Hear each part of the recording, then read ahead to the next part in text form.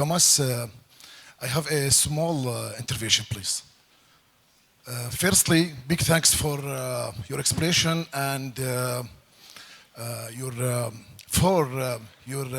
interest Kurdish history and culture and language. Really, you are a true friend for Kurdish people. Today, we're talking about course correction. You know, we have a realistic solution. Do you have? Thank you very much. We need a realistic solution, please. Do you have?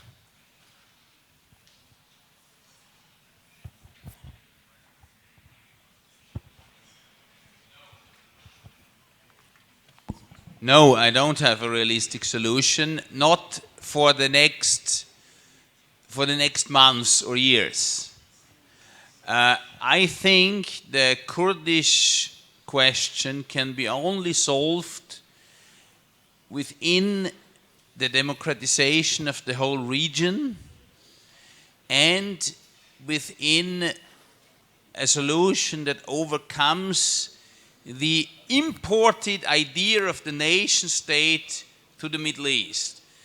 Creating a nation state was always a very bloody thing, also in Europe, that needed the oppression of minorities, of others, because there is no naturally homogeneous region in the world. Maybe some island, maybe Iceland and some islands in the Pacific Ocean, but everything that is on the Eurasian landmass is mixed.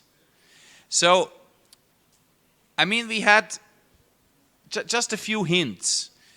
The Ottoman Empire was in many ways similar to the empire my ancestors lived in, the Austrian-Hungarian Empire. They were both multi-ethnic, religion-based empires. Both very authoritarian, definitely not democratic. But when you look into the discussions of the Austrian social democrats at the end of the 19th century about the question how to solve the national problem within the Austrian-Hungarian Empire and how to change this empire into a federal democratic empire. They still had the idea there should be a king, but he shouldn't have any role, you know.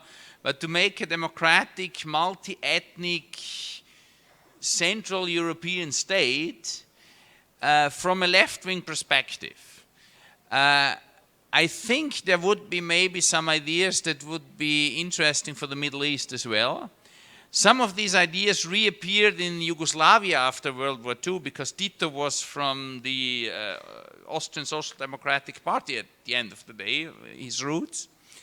So I think there are some examples we can look at.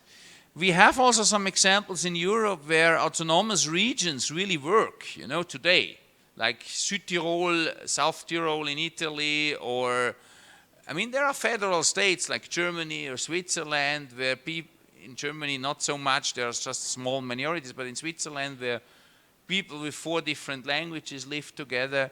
So there are solutions, but they can only work in a more democratic environment and not in political systems like the Syrian regime or Turkish regime that became more and more authoritarian in the last years. So we really have to change fundamentally the political systems and also the society to a certain degree in the region, because also the society is a very authoritarian thing here.